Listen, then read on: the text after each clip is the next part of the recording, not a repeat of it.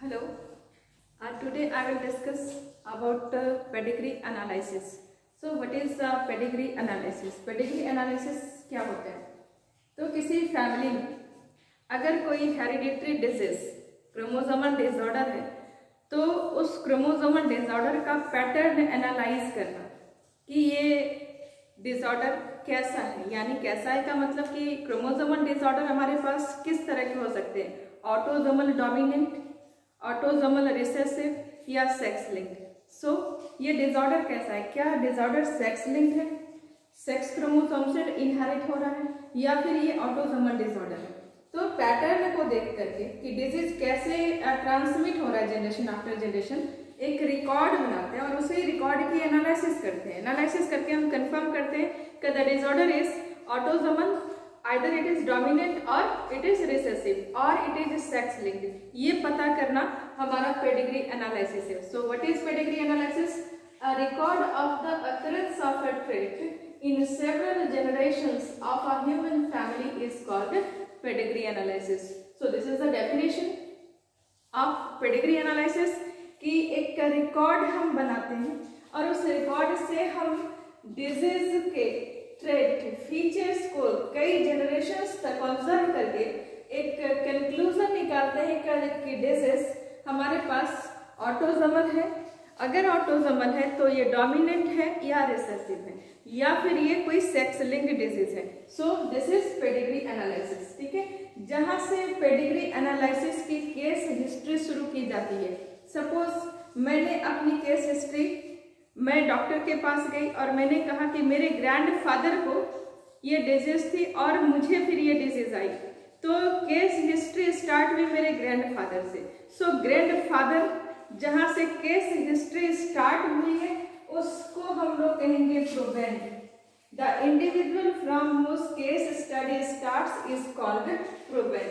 If the proband is male, जैसे मैंने कहा ग्रैंडफादर तो वो मेल थे तो इसके लिए प्रोपोजिटिव टर्म यूज करेंगे, और अगर ग्रैंड मदर होती फीमेल तो फिर हम उसके लिए प्रोपोजिटा वर्ड यूज करेंगे। ठीक है, तो प्रोबेंड मतलब जहां से केस हिस्ट्री शुरू की, proband. If proband is male then it is called propositus, and if is female then it is called proposita. Pedigree analysis से हमने सिर्फ ये पता करना है कि डिजीज, सिर्फ ये डिसाइड होगा कि डिजीज ऑटोसोमल डोमिनेंट है या ऑटोसोमल रिसेसिव है। ऑटोसोमल डी मतलब डोमिनेंट और ऑटोसोमल रिसेसिव, और इट इज सेक्स लिंक्ड।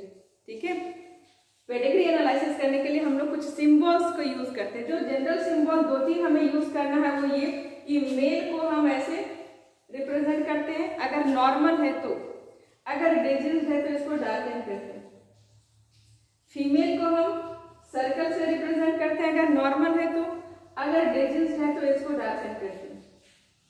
ठीक है, इन दोनों का अगर मैरिज हुआ है तो इसको इस लाइन से, हॉरिजॉन्टल लाइन से इसको जोड़ देते हैं, और इसके नेक्स्ट जनरेशन को दिखाने के लिए यहाँ से लाइन खींच के फिर इसके जो नई प्रोजेनी है उसको यहाँ पर रिप्रेजेंट करते हैं, मेल है या फीमेल है जो भी यहाँ पर है। और फिर अगर डिजीज है तो इसको भी कलर करते हैं, डार्कन करते हैं, अगर नहीं तो ये ओपन रहता है, खाली रहता है। ठीक है, तो जनरली इतना ही हमें सिंबल्स को ध्यान में रखना है और इसी से हमारा सारा पेडिग्री एनालिसिस हो जाएगा।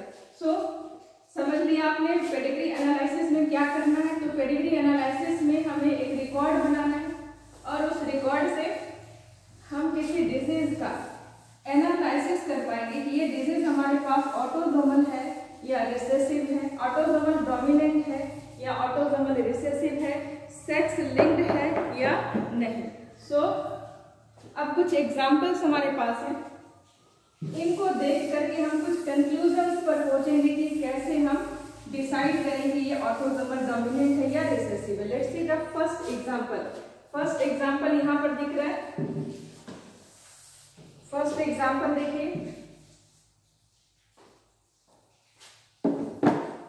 ये वाला पेडिग्री देखिए, फीमेल मेल, मैरिज हुआ है, प्रोजेनी, प्रोजेनी में ये मेल चाइल्ड है, फिर इसका मैरिज हुआ है, फिर प्रोजेनी, फिर ये इसकी फीमेल मैरिज हुआ है, फिर ये इसकी प्रोजेनी। यहाँ पर ये डार्कन है, मतलब ये डिजीज है, आगे डिजीज हमें कहीं नहीं दिख रहा है, फिर ये डिजीज हमें आगे दिख रहा है नेक्स्ट जनरेशन के बाद। तो अब यहाँ से हमें कंक्लूड करना है कि ये डिजीज ऑटोसोमल डोमिनेंट है, ऑटोसोमल रिसेसिव है या सेक्स लिंक्ड है। कैसे कंक्लूड कर पाएंगे? तो फीचर्स को ध्यान में रखेंगे।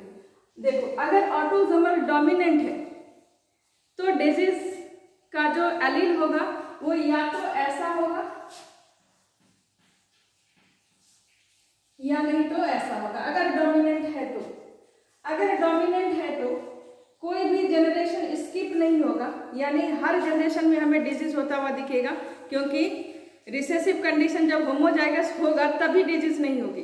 डोमिनेंट कंडीशन में अगर है एलील तो डिजीज हमें दिखेगा ही, यानी अगर डोमिनेंट डिजीज है, ऑटोसोमल डोमिनेंट है, तो पेरेंट्स मस्ट बी इफेक्टेड, तो पेरेंट्स इफेक्टेड होंगे। एक बात यहाँ दिख रही है कि पेरेंट्स यहाँ पर इफेक्टेड है। तो दूसरी बात, ये सेक्स लिंक्ड क्यों नहीं? सेक्स लिंक्ड इसलिए नहीं क्योंकि सेक्स लिंक्ड में एक क्लियर कट बायसनेस दिखता है कि फीमेल का जो डिजीज है वो सन में जाता है और सन जो फादर का डिजीज है वो डॉटर में जाता है।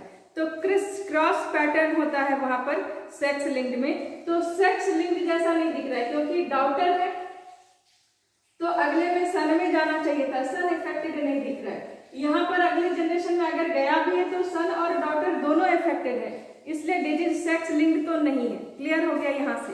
अब या तो ऑटोसोमल डोमिनेंट है या तो ऑटोसोमल रिसेसिव है।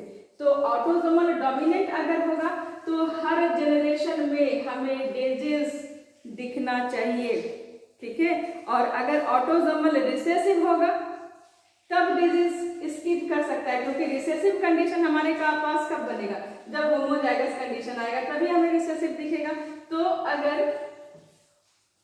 यहाँ पर इस जनरेशन में डिजीज आया नहीं, इस जनरेशन में डिजीज आया नहीं, फिर इस जनरेशन में डिजीज आया, यानी हर जनरेशन में डिजीज हमें दिख नहीं रहा है। अगर हर जनरेशन में डिजीज नहीं दिख रहा है तो हम ये कंक्लूड कर सकते हैं कि ऑटोसोमल रिसेसिव है, क्योंकि ऑटोसोमल डोमिनेंट अगर होगा तो वो हर जनरेशन में डिजीज अपीयर होगा। तो सबसे पहले सेक्स लिंक है या नहीं ये क्लियर कर लेते हैं, इसके बाद फिर ऑटोसोमल हो गया। अगर ऑटोसोमल है तो डोमिनेंट है या रिसेसिव है। अगर डोमिनेंट है तो हर जनरेशन में डिजीज आएगा, अगर रिसेसिव है तो स्किप ऑफ जनरेशन होगा। सो यहाँ पर हमारे पास कैसा हो गया? ये हमारे पास ऑटोसोमल रिसेसिव हो गया। सो कैसे कैसे कंक्लूड किया? फर्स्ट एग्जांपल में आपने कंक्लूड किया, it is first clue, it is autosomal, it is autosomal disease. कैसे पता किया आपने इट इज ऑटोसोमल है? It is autosomal disease because no criss-cross pattern is observed. No criss-cross pattern is observed. पहले आपने ये पता कर लिया कि ये सेक्स लिंक है या नहीं। तो सेक्स लिंक का एक कैरेक्टरिस्टिक है कि क्रिस क्रॉस इनहेरिटेंस है, फादर से डॉटर में, मदर से सन में, ऐसा कुछ नहीं दिख रहा है, इसलिए ये सेक्स लिंक नहीं है, ये ऑटोसोमल डिजीज है। क्रिस क्रॉस पैटर्न नहीं दिखा, इसलिए आपने कंफर्म। अब ऑटोसोमल है तो डोमिनेंट है या रिसेसिव है? अगर डोमिनेंट है तो disease will be appear in each generation, यहाँ पर स्किप ऑफ जनरेशन है, so it is autosomal recessive. लिख लेंगे, it is autosomal recessive disease, it is autosomal recessive disease as skip of generation, skip of generation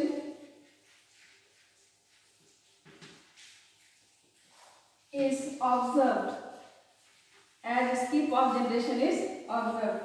अगर dominant होता तो if it was dominant then the trait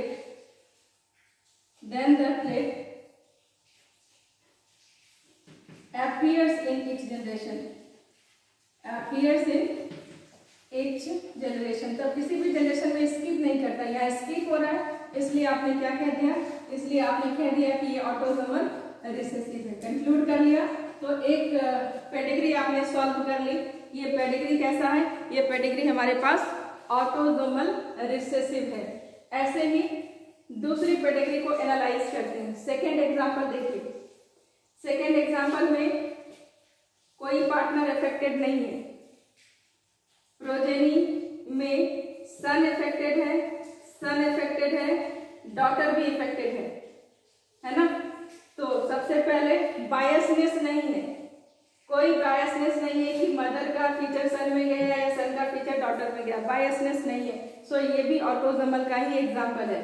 अब autosomal dominant है या autosomal recessive है, तो ऑटोसोमल डोमिनेंट होगा तो हर जनरेशन में ये डिजीज हमारे पास दिखना चाहिए, यानी डिजीज का सिम्टम हमारे पास हर जनरेशन में आएगा। हर जनरेशन में हमें डिजीज अपीयर होना चाहिए। तो देखिए आगे आगे हमारे पास क्या है, तो आगे हम लोग देख रहे हैं कि वहां पर जो डिजीज का सिम्टम चल रहा है उस सिम्टम में हमारे पास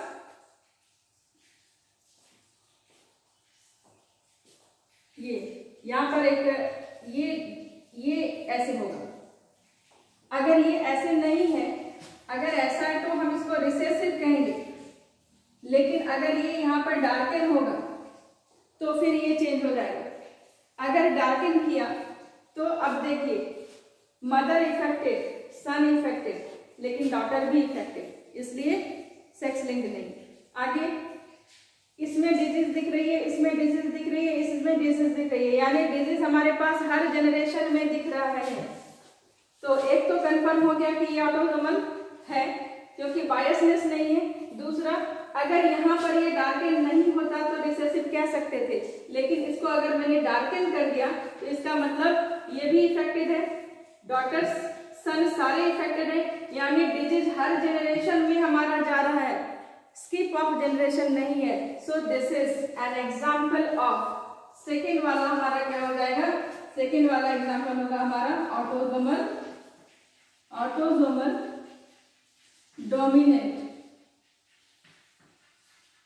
autosomal dominant because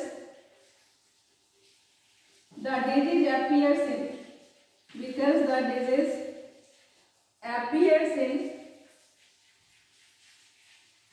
each generation, because the disease appears in each generation। तो दो कैटेगरी आपने सॉल्व करी और आपने दोनों को सॉल्व करके ये बताया कि ये सेक्स लिंक्ड है या ऑटोसोमल है।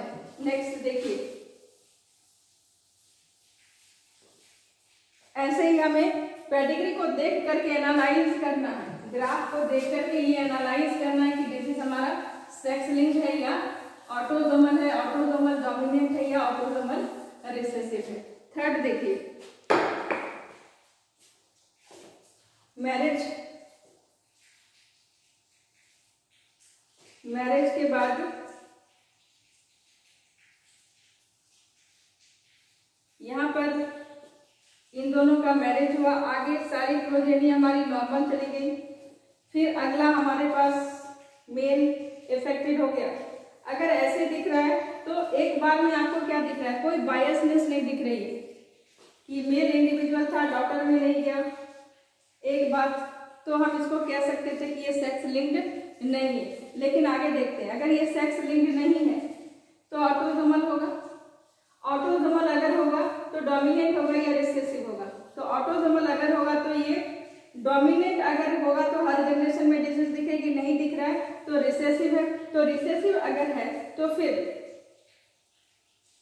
ये डिजीज यहां से यहां तक में और किसी में क्यों नहीं है। जैसे इसके पहले आपने देखा था ना कि सन भी है डॉटर भी इफेक्टेड है, लेकिन यहां पर ये सिर्फ फादर में डिजीज थी, फिर ग्रैंड सन में डिजीज दिख रही है, ठीक है। तो अगर ऐसा भी दिख रहा है जहां पर डिजीज हमें लग रहा है कि इसको हम रिसेसिव में रख सकते हैं, बहुत चांस है रिसेसिव में रखने का, लेकिन रिसेसिव में रखने से पहले एक बार फिर श्योर करेंगे कि कहीं सेक्स लिंक्ड तो नहीं है। कैसे सेक्स लिंक्ड हो सकता है? क्योंकि यहाँ पर फादर का डिजीज डॉटर से होकर ग्रैंडसन में जा सकता है। तो फादर का डिजीज अगर डॉटर से होकर ग्रैंडसन में जाता है तो ये डाइगैनिक इनहेरिटेंस हो जाता है। और डाइगैनिक इनहेरिटेंस, सेक्स लिंक्ड इनहेरिटेंस आपने पढ़ा था, क्रिस क्रॉस होता है, डाइएंड्रिक होता है, डाइगैनिक होता है। तो यहाँ पर ये इसके पास फादर को जो डिजीज मिला है, ये डिजीज इसके मदर से इसमें आया होगा, और इसका डिजीज जो यहाँ पर इसके पास है ये इसकी डॉटर से होकर के इसके ग्रैंडसन में गया। सपोज कि मान लो ये XX नॉर्मल है और ये XY डिजीज्ड है, ये डिजीज है, सपोज ये डिजीज है। तो इसका अगर मैरिज होता है तो X, ये डॉटर जो होगी ये कैरियर हो जाएगी क्योंकि इसके पास एक X नॉर्मल है। सन इसका कैसा होगा? नॉर्मल होगा। तो यहाँ पर डॉटर इसकी कैरियर है, सन इसके नॉर्मल है, इसलिए सन जितने भी हैं तो उसमें कहीं पर भी डिजीज नहीं दिख रहा है। लेकिन जो डॉटर हमारी कैरियर हो गई है तो कैरियर के पास डिजीज के सिम्टम्स नहीं है। इस कैरियर का अगर हम नॉर्मल मेल के साथ भी मैरिज कर दें तो क्या सीन बनेगा?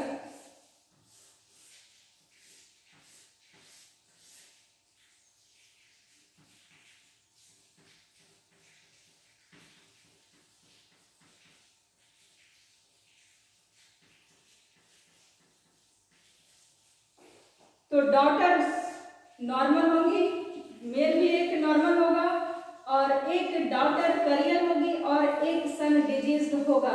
तो यहाँ पर कुछ ऐसा ही इनहेरिटेंस आपको दिख रहा है कि फादर डिजीज्ड है, डॉटर करियर है और ग्रैंड सन डिजीज्ड है। So this is an example of sex linked.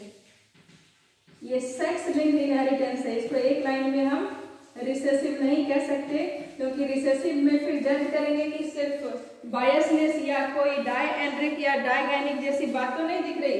अगर ऐसा दिख रहा है तो फिर पहले उसको कंफर्म करेंगे और उसके बाद उसको डिसाइड करेंगे कि ये सेक्स लिंक होना चाहिए या रिसेसिव होना चाहिए। सो ये हमारे पास हो गया सेक्स लिंक्ड इनहेरिटेंस का एग्जाम्पल। ठीक है, डाइगैनिक इनहेरिटेंस यहाँ पर शो हो रहा है।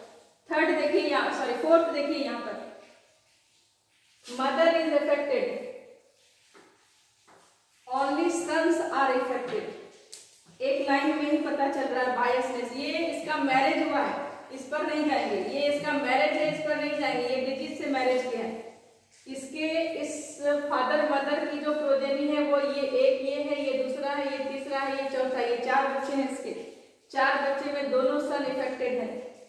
तो मदर से सिर्फ सन में जा रहा है, डॉटर इज नॉर्मल ना, सीधे सीधे एक लाइन में ये सेक्स लिंक्ड है, सेक्स लिंक्ड है क्योंकि यहाँ पर क्लियर कट बायसनेस दिख रहा है कि सन का डिजीज, सॉरी मदर का डिजीज सिर्फ सन में जा रहा है, डॉटर्स में नहीं जा रहा है। इसके बाद ज्यादा देखने की जरूरत नहीं, यहाँ से ही हम कंफर्म कर लेंगे कि डिजीज हमारे पास कैसा है। सो ये देख करके हम लोग कुछ क्लू तैयार करते हैं, और वो क्लू ये कि अगर डिजीज हमारे पास ऑटोसोमल है तो ऑटोसोमल में स्किप ऑफ जनरेशन नहीं होगा, यानी डिजीज के सिम्टम हमें पेरेंट्स से लेकर डॉटर सब में नजर आएगा। अगर सेक्स लिंक है तो क्लियर कट बायसनेस होगा, तो सेक्स लिंक है।